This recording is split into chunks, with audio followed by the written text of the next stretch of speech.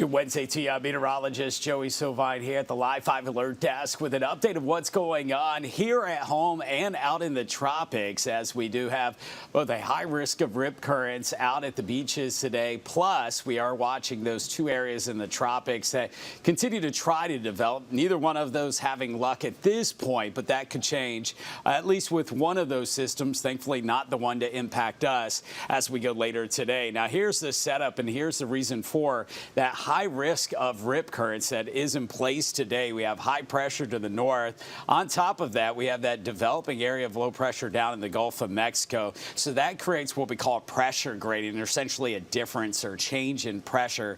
And the stronger that high is and the stronger that low gets, the stronger the wind has to get accelerating in between those two. And the direction with counterclockwise flow around low pressure and around high pressure clockwise flow, that is bringing in that easterly wind. You probably have noticed it being a little bit breezier past couple days, especially along the coast, and it will be very gusty out there today and tomorrow. So that is why we have a heightened risk with that onshore wind at 15 to 25 miles per hour and gusts even higher. That high risk of rip currents out at the beaches today. So yesterday, a moderate risk. We said only experienced swimmers go into the water and play it extra safe. Today is a no swim day. It's one of those days where we have those dangerous rip currents, a very good chance of that. Yesterday, just down to our south on Tybee Island, over 50 rip currents were reported, and there were also numerous rescues out there. So we want to avoid that completely. I know our beaches, we don't have the lifeguards at all of our beaches. Most beaches don't have lifeguards here across the low country. So there's no one out there once you get out to the beach to warn you to stay out of the water. So I just wanted to give you that first alert. Here's your warning. Stay out of the water today. Avoid swimming. I know on a warm and occasionally sunny day like today, you'll want to get out in the water, but this is going to be a better pool day than a beach day. And tomorrow likely to be another high-risk day before things do start to get better. Future Tracker does show that onshore wind, also occasionally bringing in a few showers today, but not terribly wet. Later this week, we'll break down this pattern, and we'll start to see things change a little bit as far as the thunderstorm chance going up, because temperatures will start to turn a little bit hotter as we start to most likely see that rip current concern come down as we go into the weekend. Let's talk about the tropics now. We have potential tropical cyclone number 1.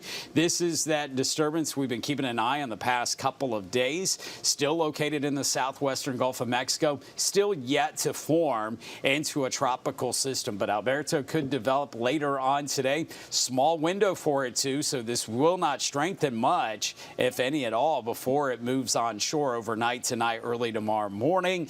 That will be along the coast of Mexico. North of that, we do expect some heavy rainfall and some gusty winds. There are tropical storm warnings up into parts of the Texas coastline on the northern side of this. One of those spots that will get gusty winds and heavy rain out of this storm. Still, once again, has not developed and only has another 18 hours or so where it could possibly become a tropical system. Outside of that, once that storm system, by the way, moves out of the Gulf of Mexico, there may be another disturbance that forms behind that. That's why there's a yellow shaded area in that same exact spot.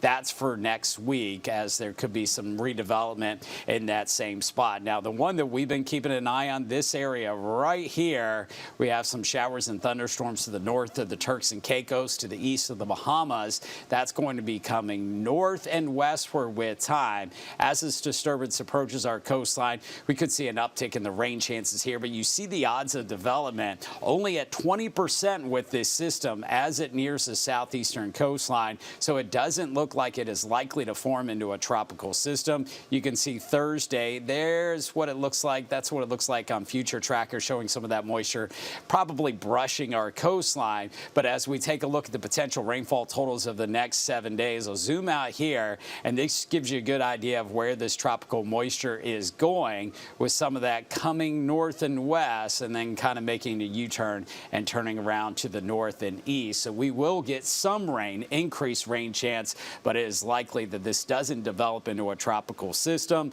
and doesn't have great impacts as far as very heavy rainfall, although we've been in a very dry stretch of weather for many of you as of late. So rainfall would certainly be welcome as long as we didn't get too much and too quick of a period of time. That is the latest from right right here at the Live 5 Alert Desk. Don't forget, you can always get the latest forecasts and stay updated on the tropics by heading to our Live 5 First Alert Weather app. Download it. It's free in the App Store. Just search Live 5 Weather, and you can stay updated on, of course, the local forecast here at home, but also keeping you updated on what's going in the tropics as well. Have a good day.